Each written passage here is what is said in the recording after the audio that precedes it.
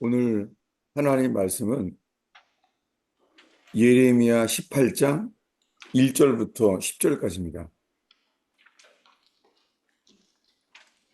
예레미야 18장 1절에서 10절까지의 말씀을 보고자 합니다. 네, 성경을 다 찾으시면은 우리 예레미야 18장 1절부터 함께 읽겠습니다. 여호와께로부터 예레미야에게 임한 말씀에 이르시되 너는 일어나 토기장이의 집으로 내려가라. 내가 거기에서 내 말을 내게 들려주리라 하시기로 내가 토기장이의 집으로 내려가서 본즉 그가 농로로 일을 하는데 진흙으로 만든 그릇이 토기장이의 손에서 터짐에 그가 그것으로 자기 의견에 좋은 대로 다른 그릇을 만들더라. 그때에 여호와의 말씀이 내게 임하니라. 이르시되 여호와의 말씀이니라. 이스라엘 족속아, 이 통이자기가 하는 것 같이 내가 능히 너희에게 행하지 못하겠느냐. 이스라엘 족속아, 진흙이 토기장이의 손에 있음같이 너희가 내 손에 있느니라. 내가 어느 민족이나 국가를 뽑거나 부수거나 멸하려 할 때에 만일 내가 말한 그 민족이 그의 악에서 돌이키면 내가 그에게 내리기로 생각하였던 재앙에 대하여 뜻을 돌이키겠고 내가 어느 민족이나 국가를 건설하거나 심으려 할 때에 만일 그들이 나 보기에 악한 것을 행하여 내 목소리를 청종하지 아니하면 내가 그에게 유익하게 하리라고 한 복에 대하여 뜻을 돌이키리라. 아멘. 네, 오늘 말씀은 어, 얼마 전에 한 말씀,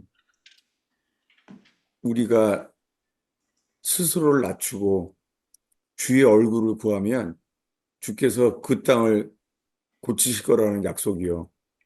그 말씀에 이어서요. 주님이 우리에게 축복을 주시는데 만약에 주의 말씀을 듣지 아니하면은요. 우리에게 약속하신 축복들을 그 복에 대하여 주님이 뜻을 돌이키시겠다는 거예요.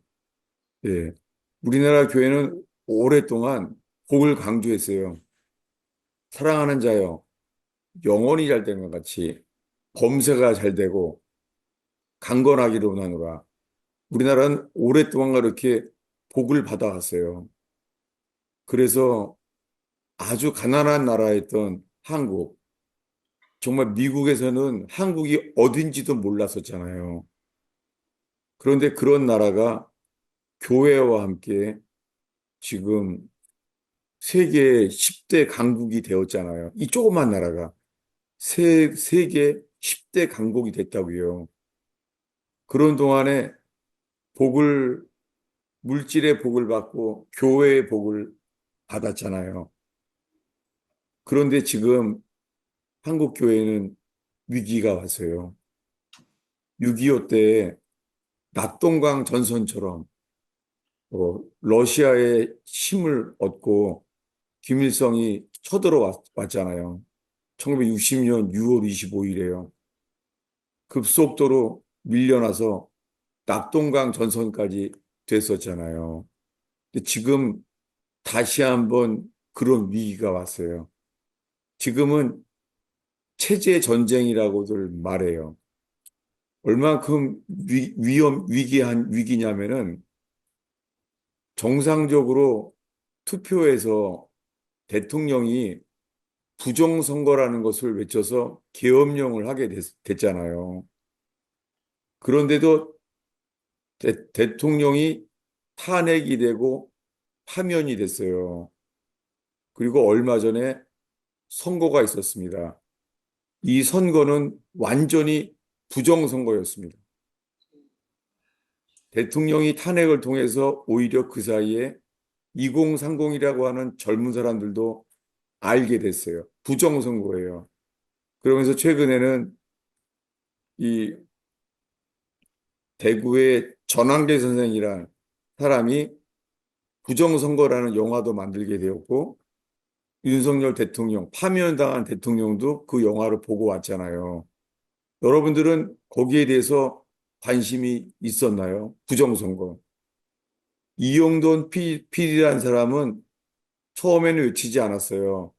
그런데 이번 선거 전에 미리 말했어요. 뭐냐면 99.9%가 부정선거라는 거예요. 민주주의의 꽃인 부정선거. 여러분, 부정선거인 줄 알면서 대통령이 됐어요. 그 대통령을 인정할 수 있는 건가요? 정말 모르겠습니다. 저는 지금 일주일 내내 그 앞에 있어요. 하나님, 하나님 보시기에 대한민국은 이 부정선거로 대통령이 세워져 있는데, 주님, 이 대한민국에 대해서 어떻게 생각하십니까? 지금 그렇게 있어요. 이런 고민 속에서 지금 함께 예레미야 18장을 보게 됐어요. 이 예레미야 18장은 나라가 망하게 됐어요. 범죄했기 때문에. 그래서 예레미야를 통하여 주님 말씀했습니다. 너희들은 바벨론에 끌려가리라. 70년 동안이나 앞으로 끌려가게 될 거라는 거예요. 그래서 눈물의 선지자라고 말하는 예레미야에게는 이 말씀으로 인하여 눈물을 흘리게 되죠. 그런데 이 선지자 예레미야가 토기장의 집으로 오라고 주님 말씀했어요. 여호와께서 말한 거예요.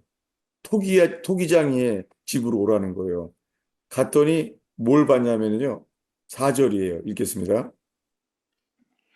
진흙으로 만든 그릇이 토기장이의 손에서 터짐에 그가 그것으로 자기 의견에 좋은 대로 다른 그릇을 만들더라. 예, 이렇게 하는 걸 본 거예요. 예, 그릇이 터지니까 어떻게 해요? 그것을 자기 의견에 좋은 대로 버린 것이죠. 그래서 자기가 자기 의견대로, 자기의 의견에 좋은 대로 다른 그릇을 만들었어요. 그때 이것을 보고 있을 때 여호와의 말씀이 예레미야에게 임했어요. 어떻게 임했죠? 6절을 읽겠습니다. 여호와의 말씀이니라. 이스라엘 족속아, 이 토기장이가 하는 것 같이 내가 능히 너희에게 행하지 못하겠느냐. 이스라엘 족속아, 진흙이 토기장이의 손에 있음 같이 너희가 내 손에 있느니라. 예, 이때 전능하신 주님이 말했어요. 진흙이 토기장이의 손에 있는 것 같이 너희가 내 손에 있느니라. 절대 주권. 여러분, 대한민국의 역사는 주님의 손에 있습니다. 아멘. 예, 우리의 정치도 아니고 미국의 힘도 아니에요. 놀랍게 부지 중에 미국을 많이 의지했던 것을 저 자신이 많이 살펴보게 됐습니다. 미국 성조기를 흔들고 이스라엘 국기를 흔들고 그런 광화문 세력도 있잖아요. 근데 주님은 주님 외에는 아무도 의지하지 못하게 만드셨습니다. 아무리 미국의 성조기를 흔들어도 이스라엘 국기를 흔들어도 주님은 아니에요. 주님은 나만 바라라는 거예요. 오늘이 그 말씀이에요. 너희가 내 손에 있느니라. 여러분, 대한민국의 역사는 주님 손에 있습니다. 아멘. 그런데 누구를 통해서 역사하죠? 주님은 이렇게 이제 경고의 말씀을 하십니다. 어디냐면은 8절에서 10절까지 읽겠습니다. 만일 내가 말한 그 민족이 그의 악에서 돌이키면 내가 그에게 내리기로 생각하였던 재앙에 대하여 뜻을 돌이키겠고 내가 어느 민족이나 국가를 건설하거나 심으려 할 때에 만일 그들이 나 보기에 악한 것을 행하여 내 목소리를 청종하지 아니하면 내가 그에게 유익하게 하리라고 한 복에 대하여 뜻을 돌이키리라. 예, 저는 이 말씀이 두렵습니다. 이 한강의 기적이라고 사랑하는 자여, 영혼이 잘 된 것 같이 범사가 잘 되고 강건하기를 원하노라. 이 삼박자 축복이라는 거. 이렇게 해왔지만은 정말 삼박자 축복을 받았어요. 근데 삼박자 축복을 받은 교회가 부패했습니다. 돈으로 부패하고 자녀들도 부패하고 그렇게 되었습니다. 그 축복받은 자녀들이 신앙을 제대로 되지 않았어요. 남봉꾼이에요. 사랑하는 자여, 내 영혼이 잘 된 것 같이 범사가 잘 되게 하셨어요. 그런데 호세아 선지자가 외쳤던 것처럼요. 너희들은 범, 번성할수록 내게 범죄하였다. 예. 주님께서 축복을 주는 만큼 교회는 부패했습니다. 교회는 아무 말도 하지 않았습니다. 교회는 회개해야 될 것을 말하지 않고요. 나라의 부정에 대해서도 말하지 않았어요. 예. 대통령이 파면되고 탄핵되면서도 교회는 말하지 않았어요. 불법이었습니다. 헌법재판소도 불이했습니다. 지금 대통령은 부정선거로 섰습니다. 여러분들이 이것을 어떻게 하겠어요? 이럴 때 그냥 하나님의 뜻이야 라고 말하나요? 하나님이 세우신 거야. 그러나요? 외정 때 일본 이 조선 총독부에 의해서 나라를 빼앗겼어요. 36년을 나라가 없이 살았어요. 그런 속에서 교회는 신사참배를 했어요. 그때도 여러분 성경을 인용했었습니다. 그때 조선 총독부가 인용한 말씀을 보겠습니다. 로마서 13장 1절이에요. 이것을 조선 총독부가 성경을 인용했어요. 성경도 그들이 악하게 연구했어요. 예. 저는 이 말씀을 최근에 너무 감사하게 알게 되신 오늘 간증할 거예요. 오늘부터 나눌 거예요. 아마 여러분 한국의 초대 기독교를 보게 될 거예요. 그래서 백두산을 넘어서 만주에 나가서 호랑이를 대면하고 그런 속에서도 복음을 전해왔던 분의 간증을 오늘 듣게 될 거예요. 저도 미리 많이 광고해놨어요. 얼마나 감사한지. 근데 이 말씀을 저는 그 김신우 목사님, 성경을 삼만독하신 그 목사님에게 이거 들었어요. 이 목사님은 조선 총독부가 이거 말하는 거 직접 다 들었다는 거예요. 13장 1절입니다. 읽겠습니다. 각 사람은 위에 있는 권세들에게 복종하라. 권세는 하나님으로부터 나지 않음이 없나니 모든 권세는 다 하나님께서 정하신 바라. 예, 놀랍게요. 조선 총독부가 이 성경 기조를 인용했어요. 신사참배를 결의했을 때 평양노회에서도요. 이 로마서 13장 1절을 인용했어요. 근데 여러분 다시 한번 이때가 됐어요. 부정선거로 대통령이 당선됐어요. 그리고 신사참배 때와 똑같은 때가 됐어요. 각 사람은 위에 있는 권세에 복종하라. 여러분, 부정선거로 분명하게 부정선거로 대통령이 됐는데도 다 인정하면 되나요? 정말 궁금해요. 주님은 이 세워진 고난에 대해서 이렇게 말해요. 2절을 읽겠습니다. 그러므로 권세를 거스르는 자는 하나님의 명을 거스름이니 거스르는 자들은 심판을 자취하리라. 예, 이런 상황이 됐어요. 그런데요, 지금 대한민국이 이런 상황이 됐는데 이것과요, 우연하게 똑같은 일이요. 우리나라는 해방이 될 때인데요. 그 당시에 똑같은 일이 독일서 일어났어요. 그게 1945년도에요. 독일서 일어났어요. 히틀러가 총통이 되었어요. 히틀러가.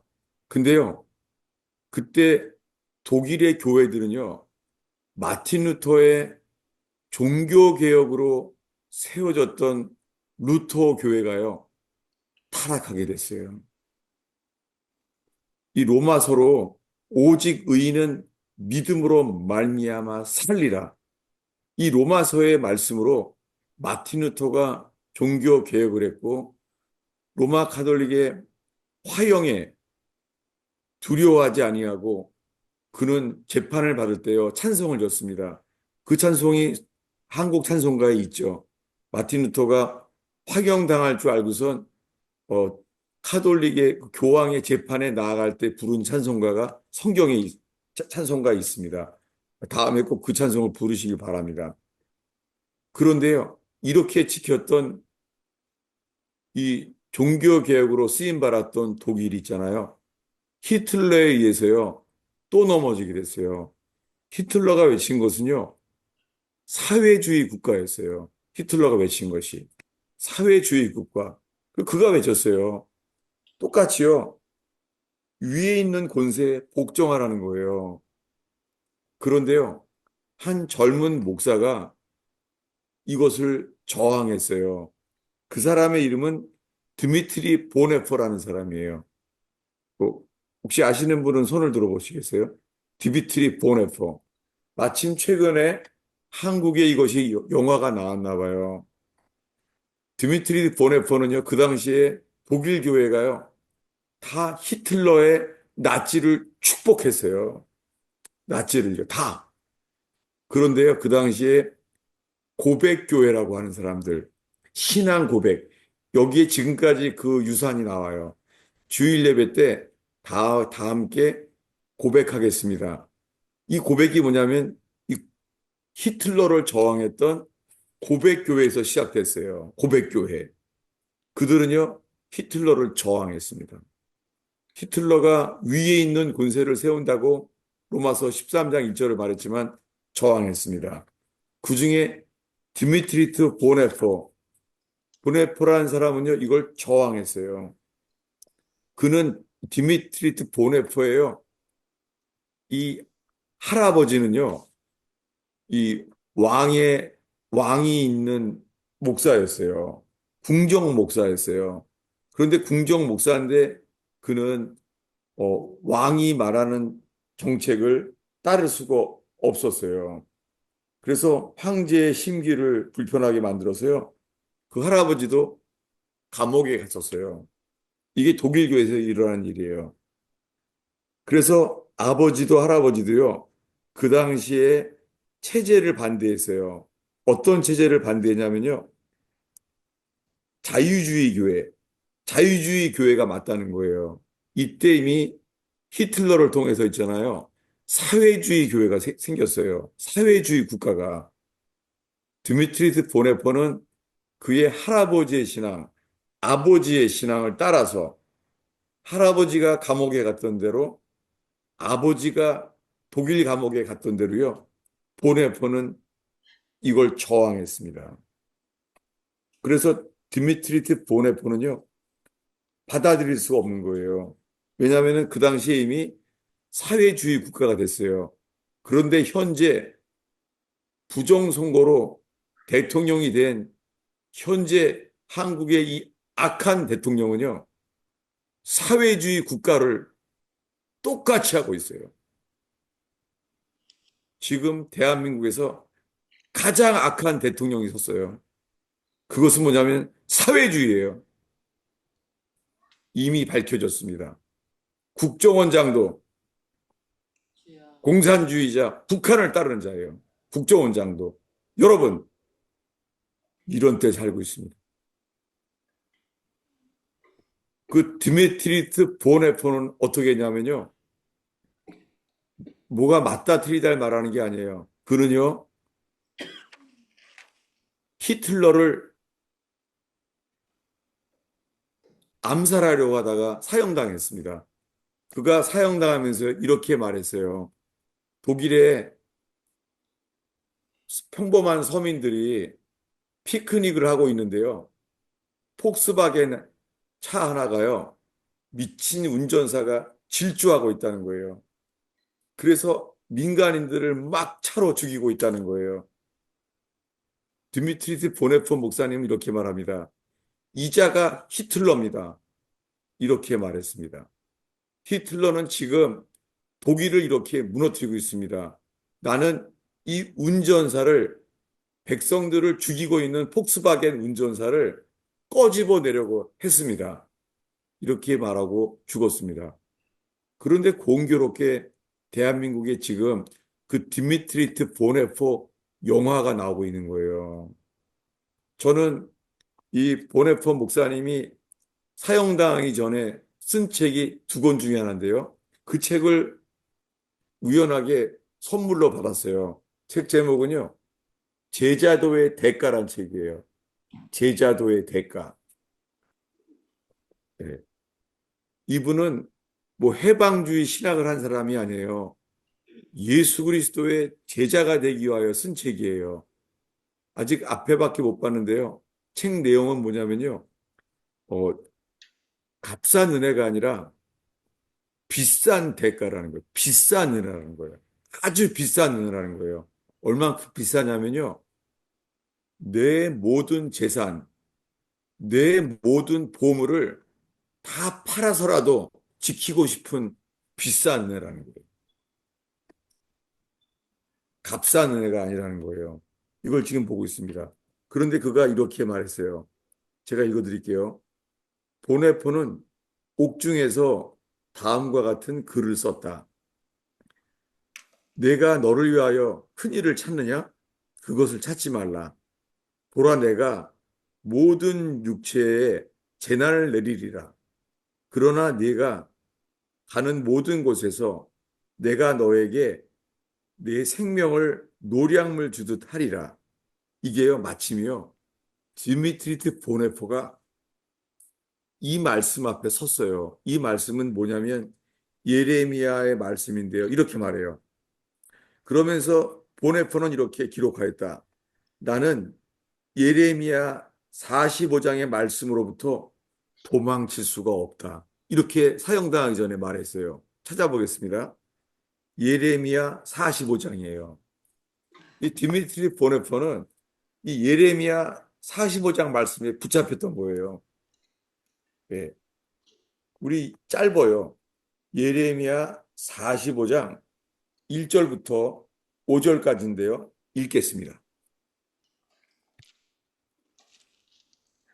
유다의 요시아의 왕의 아들 여호와김의 옛째 해에 네리야의 아들 바룩이 예레미야가 불러주는 대로 이 모든 말을 책에 기록하니라. 그때에 선지자 예레미야가 그에게 말하여 이르되 바룩아, 이스라엘의 하나님 여호와께서 내게 이같이 말씀하셨느니라. 내가 일찍이 말하기를 화로다, 여호와께서 나의 고통에 슬픔을 더하셨으니 나는 나의 탄식으로 피곤하여 평안을 찾지 못하도다. 너에게 그에게 이르라. 여호와께서 이와 같이 말씀하시기를 보라, 나는 내가 세운 것을 헐기도 하며 내가 심은 것을 뽑기도 하나니 온 땅에 그리하겠거늘 내가 너를 위하여 큰 일을 찾느냐? 그것을 찾지 말라. 보라, 내가 모든 육체에 재난을 내리리라.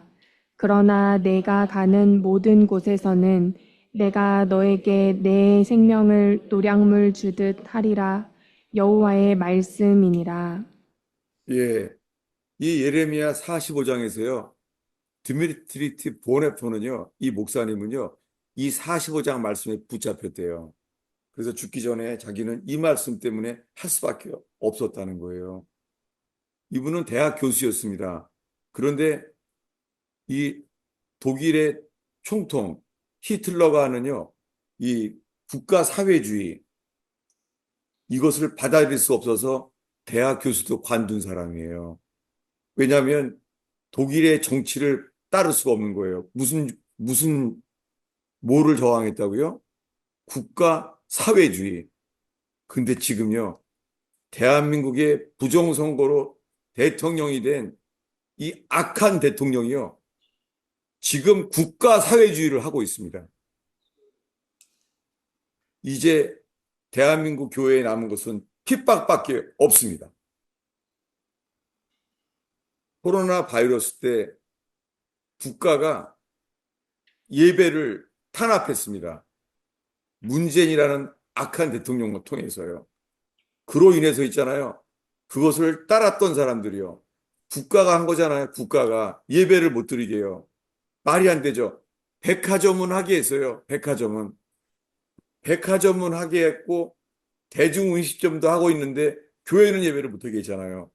여러분, 거기에 넘어서서요. 그동안 대한민국 교회는 교세가요. 50%가 줄었어요. 지금요. 근데 지금은 더 큰 위기가 오게 됐어요. 국가가 지금 이 악한 대통령은요. 미리 말했어요. 기독교를 탄압하겠다라고 말했습니다. 그리고 대통령은 정권을 잔인하게 써야 된다는 거예요. 이런 걸 이미 다 말했는데도요. 지금 교회는 벙어리기예요. 가만히 있는 거예요. 여러분, 지금 가만히 있으면 안 돼요. 왜 그렇습니까? 교회는요, 사랑만 외쳤어요. 사랑의 교회, 사랑 주는 교회, 다 사랑만 말했어요. 성경 전체의 뜻은요, 의예요. 먼저 그의 나라와 의를 구하라. 주님이 말합니다. 너희의 의가 서기관과 바리새인보로 낫지 아니하면 결단코 하나님 나라에 들어갈 수 없느니라. 여러분, 우리의 의가 서기관과 바리새인보로 낫지 못하면 결단코 들어갈 수 없다는 거예요. 저는 대학교 때 그 선천 신학교 1회 졸업생 성경을 3만독 하신 그 김신우 목사님에게 제가 대학교 초에 군대 가기 전에 성경을 배웠습니다. 그때 주급을 있잖아요. 이 일본 군들이 있잖아요. 일부러 주일날 나눠줬대요. 장을 서서 먹을 수 없게. 그래도 그분은 신사참배를 하지 않고 감옥에서 다 보냈었어요. 그 김신우 목사님은. 감사한 게 대단한 시대예요. 어떻게 의원교회 제가 이거 선교 때 얘기를 했는데 이걸 듣고선 그 김신우 목사님의 가족 중에서 77세가 되신 이 한국교회 초대 역사를 다 들은 분이 오신 거예요. 그래서 오늘부터 설교 이후에 이 30분 간격으로 제가 계속 시리즈로요. 정말 너무 감사하게 이 의원교회 한국교회 동방의 예루살렘을 했던 게 평양이 아니었습니다. 그 당시에요. 평양이 아니라 선천이었어요. 선천은요. 사람들의 10명 중에 9명이 그리스도인이었습니다. 여러분, 한국교회 초대교회 역사를 의원께서 앞으로 이제 오늘부터 듣게 됐어요. 얼마나 감사한지. 설교 시간에 광고해서 미안해요. 너무 귀한 일이에요. 얼마나 저도 설레요. 전 잠깐 들었는데요. 맞아. 이것이 한국의 초기 교회야. 잠이 막 깨지는 거예요. 여러분, 놀랍게요. 주님이 토기장애를 깨든지 주님이십니다. 아멘. 이것을요, 토기장애의 얘기를 갖다가요, 놀랍게요, 사도 바울이 감사하게 신약에 인용했습니다. 어디죠? 로마서 9장일 겁니다. 찾아보겠습니다. 이 토기장애 이야기를요, 사도 바울이 인용해요. 그러니까 신약 구약이랑 관계없다는 말이에요. 네, 로마서 9장 21절 읽겠습니다. 토기장이가 진흙한 덩이로 하나는 귀히 쓸 그릇을 하나는 천히 쓸 그릇을 만들 권한이 없느냐. 네, 놀랍게 사도 바울이 로마 교회예요. 이 예레미야에서의 토기장 이야기를 인용하는 거예요. 계속해서 23절까지 읽겠습니다. 만일 하나님이 그의 진노를 보이시고 그의 능력을 알게 하고자 하사 멸하기로 준비된 진노의 그릇을 오래 참으심으로 관용하시고 또한 영광 받기로 예비하신 바 긍휼의 그릇에 대하여 그 영광의 풍성함을 알게 하고자 하셨을지라도 무슨 말을 하리요? 네, 지금 대한민국은 아무리 세계의 강대 19강에 들어갔다고 하지만 토기장이의 손에 있습니다. 주님이 붙들지 아니하시면 대한민국은 연약한 토기장이의 그릇입니다. 주님께서 이 대한민국이라는 그릇을 천하게 쓸지 귀하게 쓸지 주님이 주인이십니다. 그분의 아멘. 사명을 따라 나아갈 때 주님의 손에 있음만을 기억합니다. 이것은 지난 설교에 이어지는 거예요. 어디죠? 역대하 7장 14절입니다. 보겠습니다. 역대하 7장 12절부터 14절까지 읽겠습니다. 13절, 14 보면 됩니다. 두 절만 보면. 13절, 14절 읽겠습니다. 혹 내가 하늘을 닫고 비를 내리지 아니하거나 혹 메뚜기들에게 토산을 먹게 하거나 혹 전염병이 내 백성 가운데에 유행하게 할 때에 내 이름으로 일컫는 내 백성이 그들의 악한 길에서 떠나 스스로 낮추고 기도하여 내 얼굴을 찾으면 내가 하늘에서 듣고 그들의 죄를 사하고 그들의 땅을 고칠지라.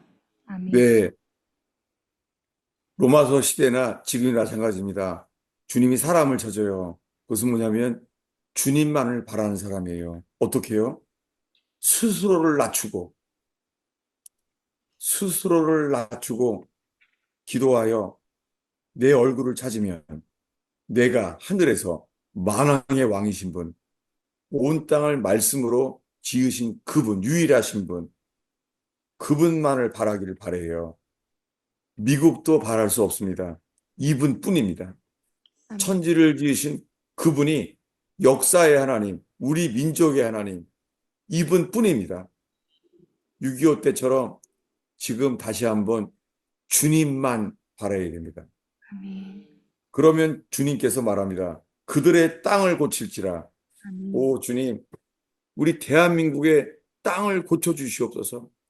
국회의 부정, 헌법재판소의 부정, 대통령도 탄핵을 시키는 부정, 부정선거로 대통령이 되는 나라 전체가 부정이에요. 여러분, 이럴 때 정말 모르겠어요. 이것을 뛰어나가야 되는지 모르겠어요. 목숨 걸고 뛰어나간다? 정말 모르겠어요. 왜냐하면 주님이 먼저 원하시는 것은 주님의 얼굴을 구하고 주님 앞에 회개하는 것입니다. 아멘. 대한민국에 필요한 것은 회개뿐입니다. 광화문에서 모이면 뭐예요? 모여서 뭘 해야 돼요? 우리 각자의 죄를 회개해야 되는 거죠. 많이 모였다는 사람들의 많이 모인 것을 그 자체를 주님은 기뻐하지 않을 수 있어요. 왜냐하면 솔로몬에게 주님이 말했습니다. 왕들이 말의 숫자를 세지 마라. 무기의 숫자를 세지 말라는 거예요. 왜요? 하나님보다 그런 걸 의지할까 봐. 여러분, 지금은 사람들이 많이 모인다고 사람의 수도 의지하면 안 됩니다. 그저 주님만 의지합니다. 아멘. 대한민국에 주님이 사람을 찾는 사람들은 자기를 낮추고 우리가 악한 길을 떠나서 주님만 바라는 것입니다. 근데요, 제가 나눠야 될 상황이 있어요. 컨텍스트가. 저한테요, 저한테 예언 받았다는 분들이 연락이 많이 와요. 여러 가지로요. 뭐 나한테 그러는 거예요. 예언을 받았대요. 그렇다 그 말씀을 나한테 막 연락이 여러 사람들이요. 여러분, 예언이 있다는 자체가요. 세상이 어둡다는 거예요. 많은 사람이 예언하죠. 어떤 사람은 예언을 맞췄다. 이번에 대선에 악한 사람이 대통령 될 거를 맞췄다. 이런 것 자체가 어두운 때예요. 어떤 분은 땅에서 짐승이 올라오는 걸 봤다. 맞췄다. 이 자체가 어두운 거예요. 회개한 자에게 필요한 것은 복음의 광채 뿐이에요. 아멘. 그럼 또 누가 그래요? 저 성목사는 예언을 무시해. 저 성목사는 예언을 소멸해. 이렇게 말을 해요. 제가 거기에 대해서 답을 하려고 합니다. 세상이 너무 어두워서요. 제가 예루살렘에 있을 때요. 하나님을 찾으려고요.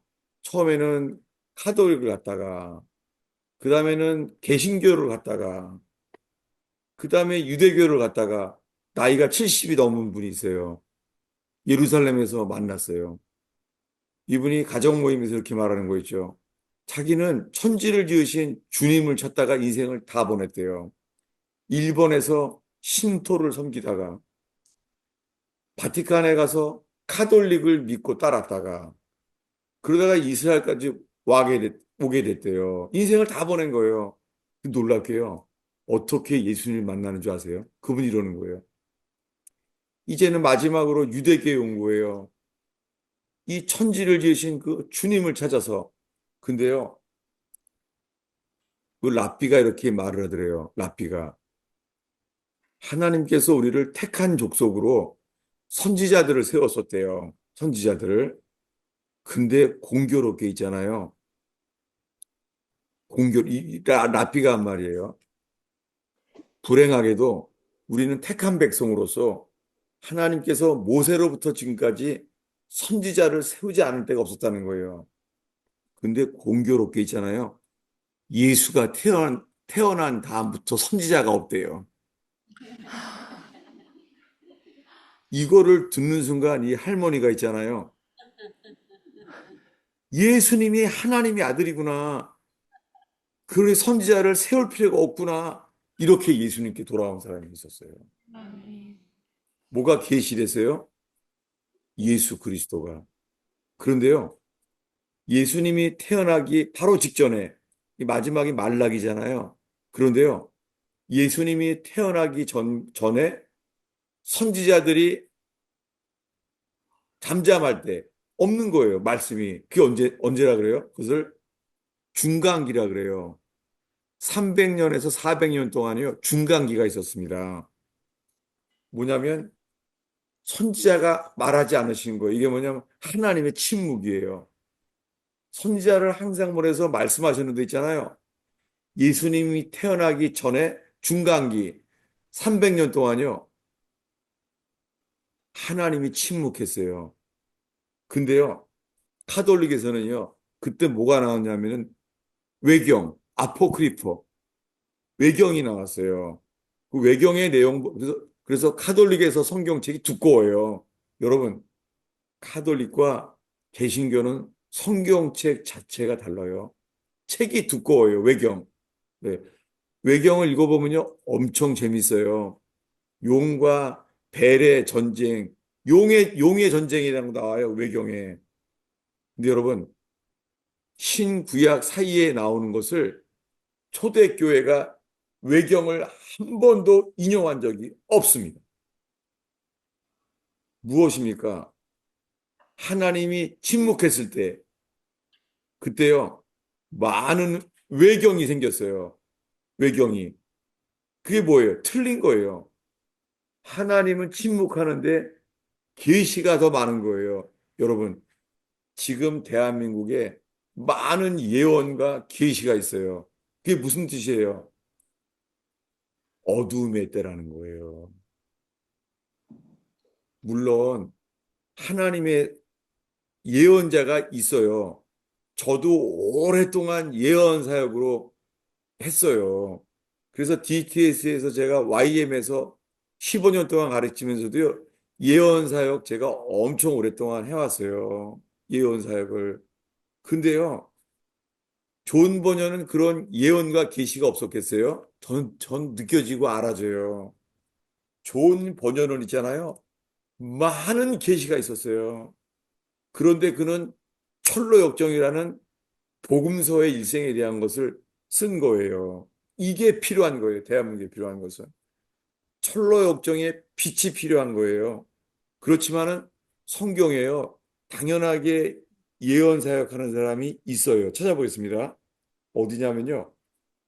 사도행전 21장입니다. 사도행전 21장. 의원교회를 많이 와갔던 분들도요.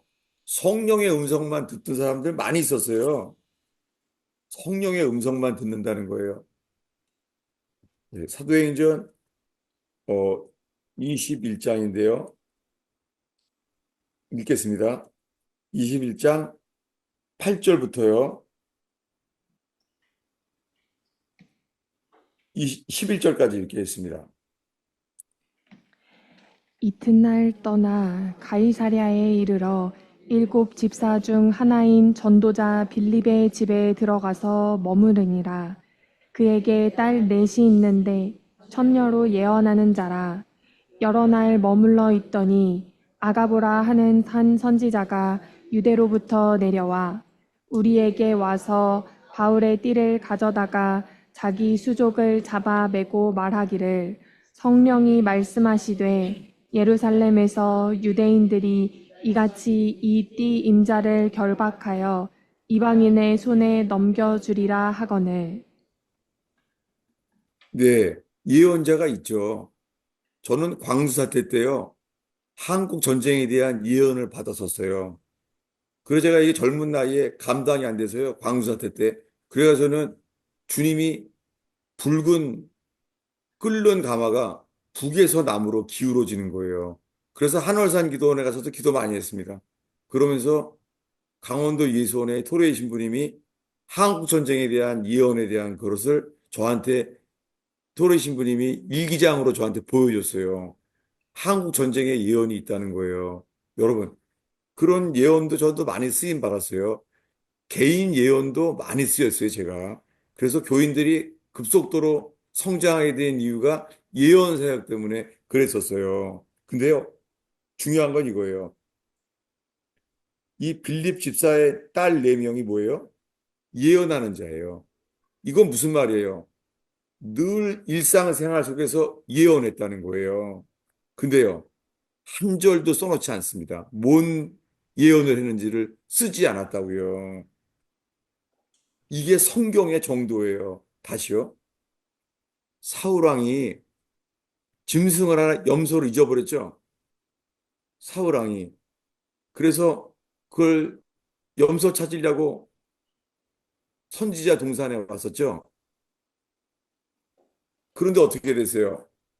거기 갔더니 성경에 뭐라고 나왔죠? 사울왕도 예언했어요. 예. 성경에 나와 있죠. 사울왕도 예언하더라. 이렇게 나와 있죠. 여러분, 이런 사람이 있어요. 뭔 예언했지? 너무 궁금한데? 무슨 예언했을까? 저는 그 내용이 뭔지 알아요. 사울왕이 예언했어요. 그 내용이요. 그 성경을 쓰여질 때 거기서 빠졌어요. 그때 예언한 내용을 저는 들었어요. 놀랍게요. 그 빠진 예언이 더 재밌어요. 뭔지 아세요? 아마겟돈 전쟁을 예언했어요. 사울왕이. 아마겟돈 전쟁이요. 요한계시록과 똑같아요. 그걸 썼어요. 여러분, 성경에선 그것을 전혀 기록하지 않았어요. 이게 성경의 권위예요. 그럼 봐봐요. 여러분, 오순절날 성령이 임했습니다. 그때 성령 임하니까 어떻게 했죠? 방언을 말했죠. 또요. 방언만 했나요? 하나님의 큰 일을 방언으로 말했대요. 하나님의 큰 일을. 사도행전에. 아니, 하나님의 큰 일을 말했으면은, 아니, 뭐가 큰 일인지 좀 써놔야 될 거 아니에요. 한 줄이라도. 한 줄이라도. 근데요, 안 써놨습니다. 왜요?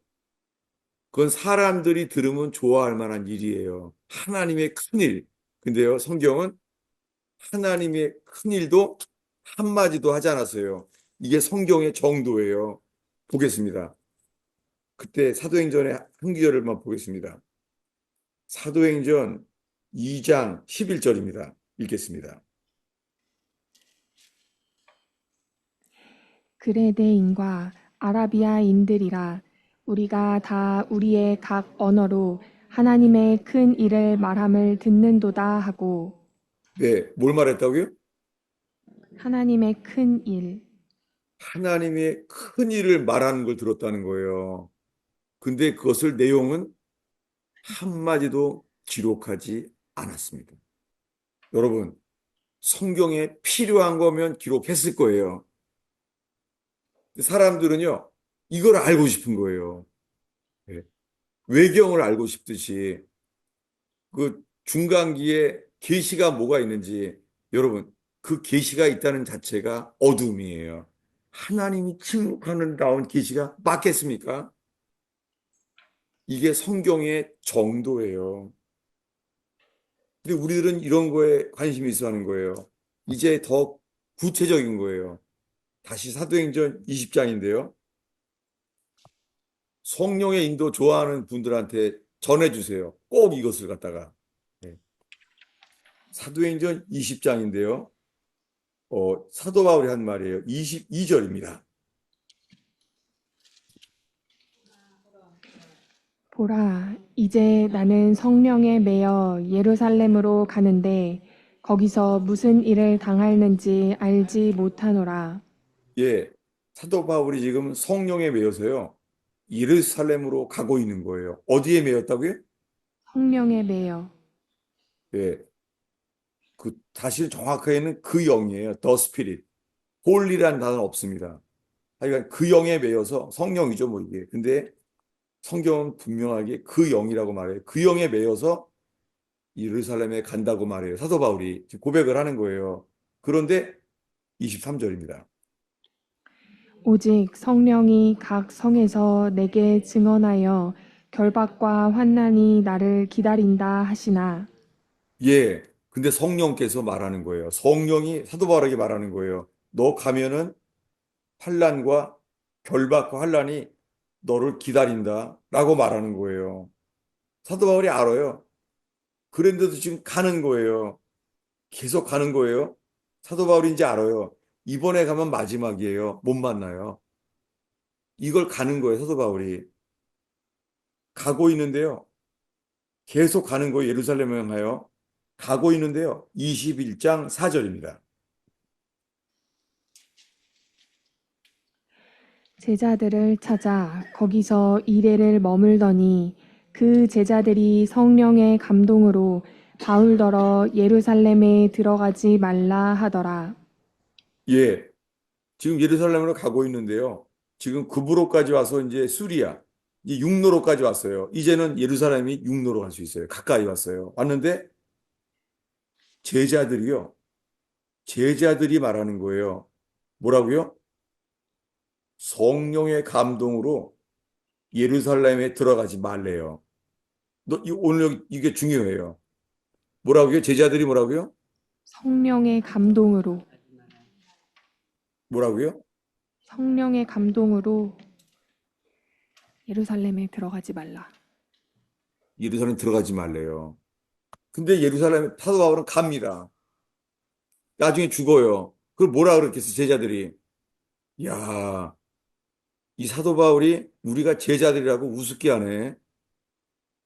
내가 성령의 감동으로 가지 말라 그랬는데 가다가 죽었네.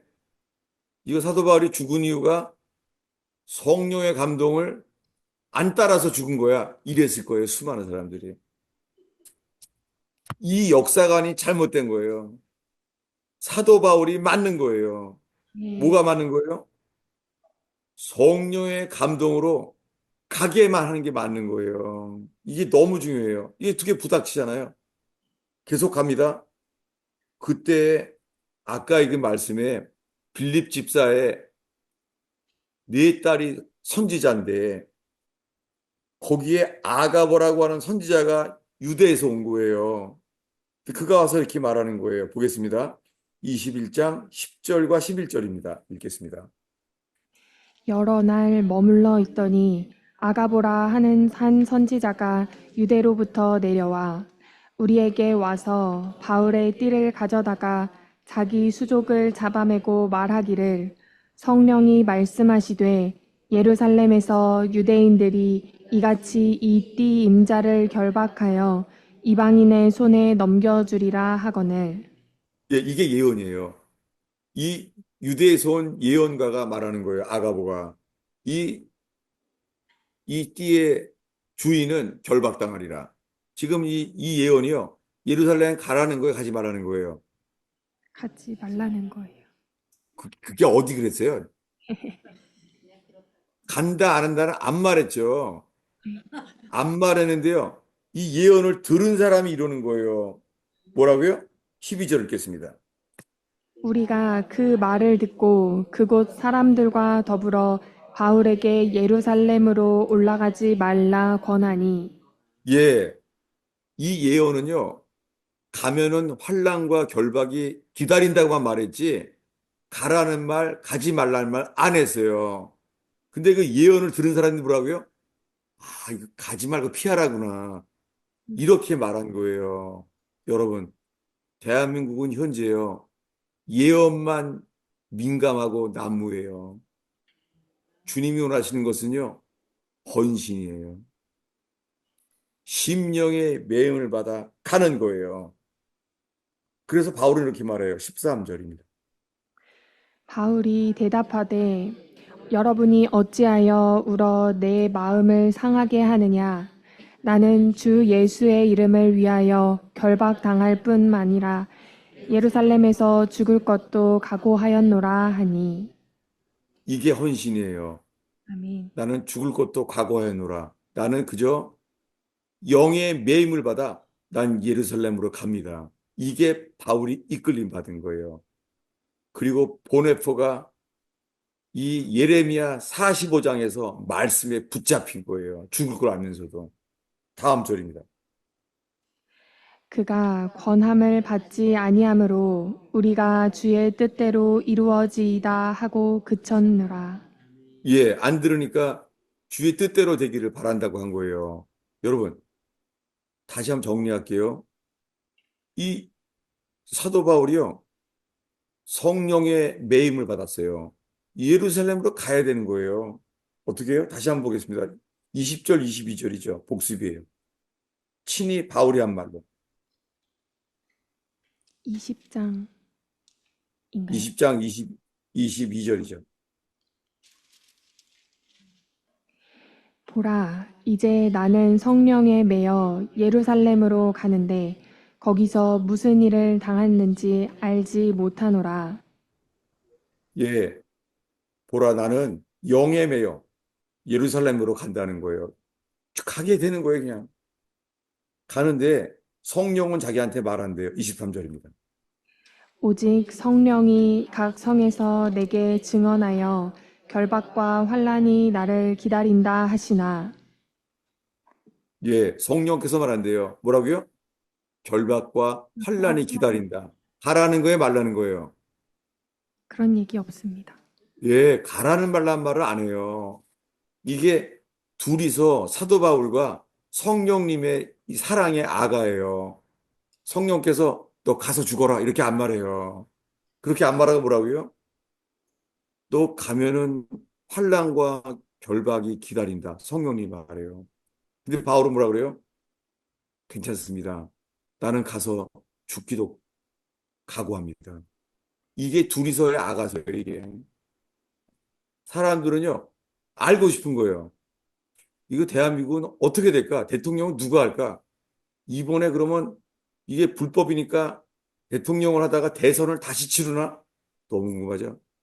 여러분, 지금 대통령은 도둑질을 했습니다. 100% 부정선거입니다. 이것을요, 지금 대한민국은 어둠 속에 들어가고 있어요.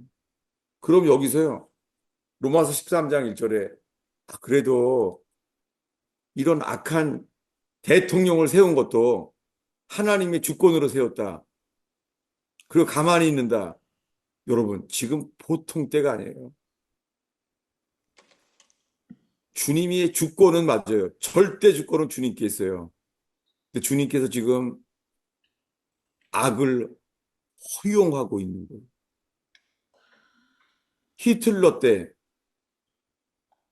히틀러가 총통이 됐는데 사회주의 국가가 만들어지는 거예요. 그때 고백교회와 보네퍼 같은 사람은 저항했어요. 그는 먼저 대학 교수직을 관뒀어요. 거기 있을 수가 없는 거예요. 근데 그가 이 예레미야 45장의 이 짧은 말씀 앞에 붙잡힌 거예요. 어떻게 해요? 너는 너의 생명은 노략질처럼 겨우 붙어 있을 거라고. 그리고 그는 총살당해요. 그리고 죽었어요. 여러분, 그 이후에 어떻게 됐습니까? 독일은요. 독일은 히틀러와 함께 세계대전에 쓰임 받았잖아요.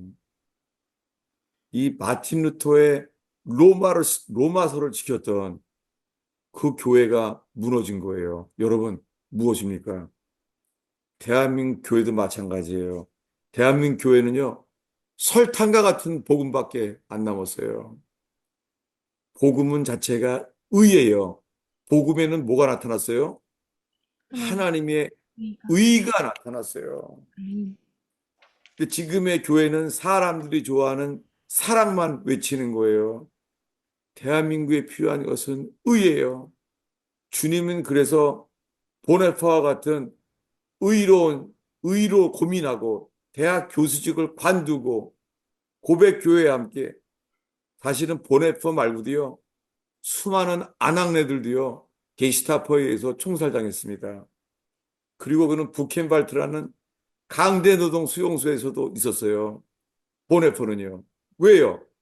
의 때문에 그랬습니다. 여러분, 의를 따르는 사람은 환란이 있습니다. 그러나 한국 교회가 살 길은 이 의를 지키는 것 뿐입니다. 아멘. 여러분,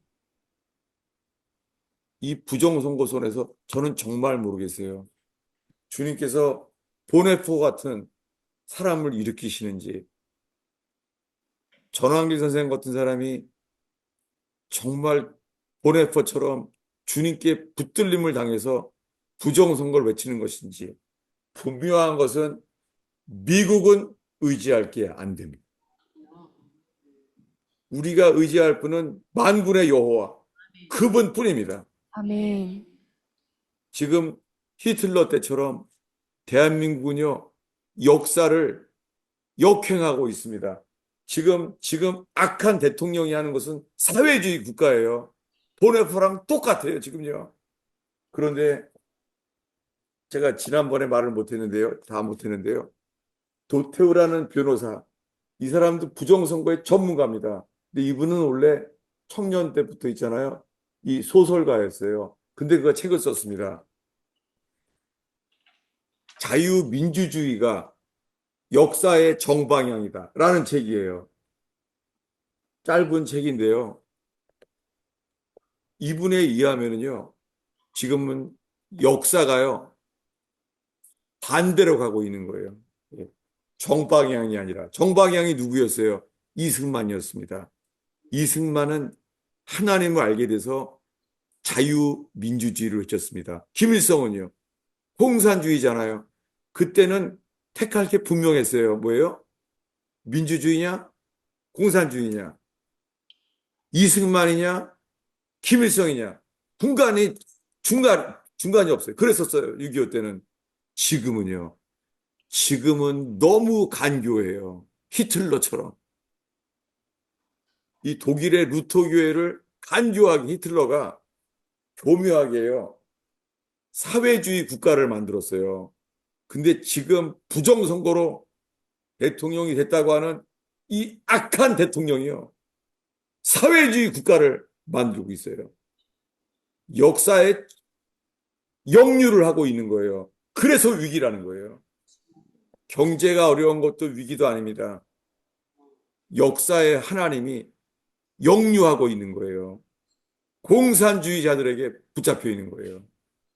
은밀한 가운데 북한에 내통을 하고 북한에 약점 잡히고 이런 악한 자가 대통령이 되어 있는 거예요. 여러분, 주님은 사람을 찾아요. 하나님의 의로 인하여 보네퍼처럼 괴로워하는 사람, 대학 교수직을 할 수 없는 사람,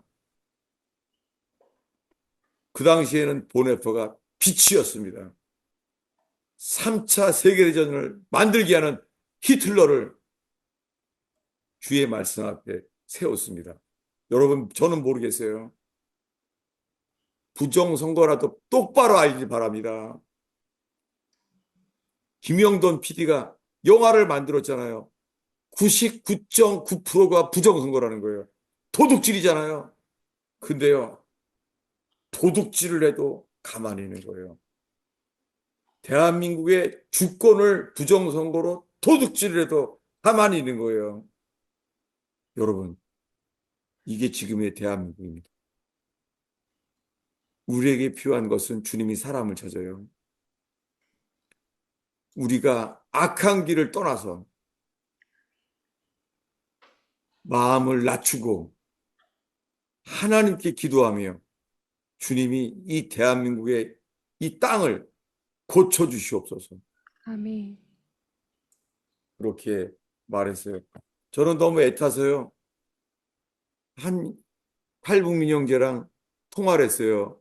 이름이 지금은 박충건 의원이시더라고요. 지금은 국회의원인가 봐요. 지금 비례대표가 됐죠. 우리 교회 와서 우리는 전도사였죠. 지성호 의원, 지금은 또 국회의원이 됐습니다. 그 극한 고통 속에서 죽음을 건너뛰고 온 사람들, 탈북민들, 지성호 의원, 박충건 의원, 여러분 신기한 게요. 이 부정선거로 한 대통령, 이런 사람들이 주님이 저를 알게 하세요. 의로운 탈북민들을 두려워해요. 그걸 제가 보냈습니다. 하나님, 이 국회에 있는 이 마지막 기회 속에서 박충건 의원에게 사드락, 메삭, 아벳누고처럼 하나님 앞에 절하지 아니하는, 하나님 위에는 절하지 않는 동역자를 붙여주시옵소서. 아멘. 어저께 그렇게 나눴어요. 오늘 설교를 준비하면서 저는 뭔가를 하기 위해서 그렇게 했습니다. 그리고는 성자산 기도원 원장님에게 그 아드님 목사님한테 그 문자가 왔어요. 뭐냐면은 하나님 이 성자산에 쌓여 있는 기도와 계시 그것이 그분의 고난 속에서 예수님의 성품으로 그 극한 삶을 지났잖아요. 그 돌아가신 남편은 정말 악했잖아요. 아니 어떻게 그 도박하고 있는데 성자산 원장님은 자기가요 겨울에 냉방에 이 라면 박스 밑에서요 혼자 얘기를 한 거예요. 탯줄도 자기가 끊고 이 불이 전혀 없는 집에서요. 근데 애가 태어나는데요. 쥐들이 그 애기 눈을 파먹은 거예요. 그래서 이불도 없어서요. 이 산모가 근데 그분은 하나님이 은혜 주셨대요. 원망스럽지 않다는 거예요, 남편이. 결국에는 쥐들이요. 그 아기의 뇌를 파먹었어요. 그렇게 죽었어요. 그런데도 말해요. 주님이 은혜를 주셨대요. 남편이 섭섭하거나 원망하지가 않았대요. 하나님이 이런 사람이 우리나라를 지켜주시는 거예요. 그분이 죽을 때요. 그 남편이 이렇게 말했대요. 당신을 존경합니다. 이러고 죽었대요, 남편이. 평생 십자가 꺼리 그렇게 자기 사랑하는 애가 쥐를 파먹어 죽어가는데도 그런 분인데도요. 마지막에요. 남편이 죽어가면서 존경어로 그러더래요. 나는 당신을 존경합니다. 그 한마디에 평생 겪었던 그 모든 상처는 하나도 없다는 거예요. 여러분, 이 복음, 고난받아도 주님의 성품만 나타나는 이 복음, 평생 섭섭해 본 적이 없대요. 그래서 이 남봉꾼으로 살았던 남편이요, 욕을 하면은요, 이렇게 말했대요. 내 남편이니까 욕하지 말라 그랬대요. 남편은 내 남편이니까 욕하지 말라 그랬대요. 오히려 변호를 했다는 거예요. 와, 여러분 이것이 뭐예요? 누구든지 나를 따르고자 하는 사람들은 자기를 부인하고 자기 십자가를 지고 나를 따를 것이니라. 그 말씀은 마지막 이거예요. 나를 쫓아. 여러분, 그러니 이런 분한테는요, 계시가 중요한 게 아니에요. 계시는 선물로 주신 거죠. 그분은요, 이 성자산 기도 논장님은요, 예언이 그렇게 열려주신 거예요. 전 세계가 이 마스크가 없이는 살 수 없는 때가 없다는 거예요. 그 일이 일어났잖아요. 전 세계가 마스크 없이는 살 수 없는 시대가 온다는 거예요. 맞잖아요. 두 번째 예언이 있어요. 그게 뭐냐면요. 별들의 전쟁이에요. 그분은 예언이었기 때문에 뜻도 모르고 예언만 한 거예요. 토성, 목성, 별들의 전쟁. 저는 그것을 말씀으로 받았잖아요. 그래서 감사하게 그분을 통하여, 이런 분들을 통하여 하나님께서 대한민국을 지키고 있는 거죠. 성자산 기도원, 허튼 기도 때문에, 원장님의 기도 때문에 대한민국이 지켜지고 있는 것이죠. 여러분, 한 말씀만이 떠오르면 좋겠어요. 다시 한번 보겠습니다. 역대하 7장 14절입니다. 찾으시면 다 함께 한 목소리로 읽겠습니다. 역대하 7장 14절. 아주 유명한 말씀이죠. CCM 찬양에도 나와 있어요. 읽겠습니다. 내 이름으로 일컫는 내 백성이 그들의 악한 길에서 떠나 스스로 낮추고 기도하여 내 얼굴을 찾으면 내가 하늘에서 듣고 그들의 죄를 사하고 그들의 땅을 고칠지라. 네, 스스로를 낮추고 지금 대한민국에 먼저 믿는 사람들은 스스로를 낮추고 악을 떠나서 주님의 얼굴을 구해야 돼요. 그 주님은 말 약속하십니다. 그들의 땅을 고칠지라. 하나님, 이 불의로 이 무지한 백성의 이 대한민국의 땅을 고쳐주시옵소서. 여러분, 그러한 시간 되기를 바랍니다. 아멘. 저도 광화문 세력에 대해서 비판이 있어요. 회개하지 않고 하나님의 성품이 나타나지 않고 뒤로는 다 부자고 저도 하고 싶은 말이 있어요. 그렇지만 지금 필요한 건 회개뿐입니다. 잠깐 기도하겠습니다. 하나님 아버지, 대한민국을 불쌍히 여겨 주시옵소서. 주님, 대한민국이 주님이 교회와 함께 복을 명하셔서 많은 복을 얻었지만은 그 복과 함께 호세아 시대처럼 번성할수록 범죄하였나이다. 하나님 다시 한번 회개의 기회를 허락하여 주시옵소서. 낙동강 전선에서 이 역사의 이 위기 속에서 살려주셨던 주님이여, 주님 도와주시옵소서.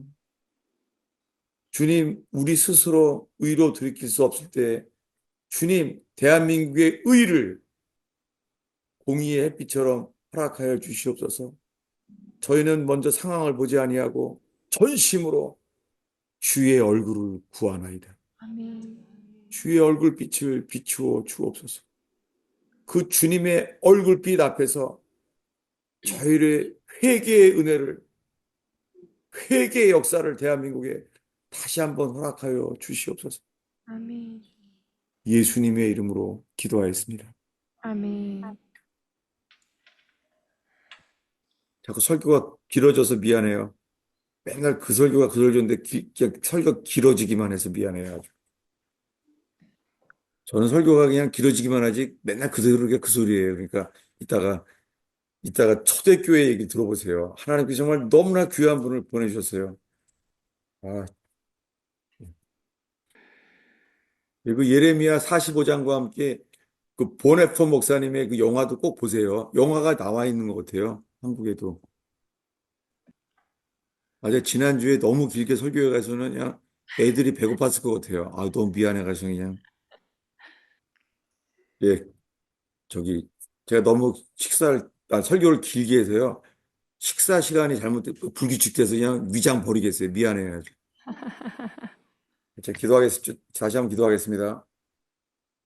하나님, 의원교회를 이 주의 말씀에 붙잡히길 기도합니다. 이 부족한 이 설교자가 아니라 주님, 예수 그리스도의 말씀, 신구약의 말씀 속에 빛이 되어 주시기를 간절히 기도합니다. 주님, 오 주님, 오늘 나는 여러 가지 말씀 속에서 성령께서 적용하게 하시고 성령께서만이 기름 부어 주시옵소서. 아멘. 아무리 깨끗한 떡도 기름 부음이 없으면은 성소에 이 떡을 쓸 수 없지 않습니까? 주님이 제 설교가 아무리 말씀을 전했지만은 기름 부어 주시옵소서. 아멘. 기름 발리운 떡만이 성소에 들어가지 않습니까?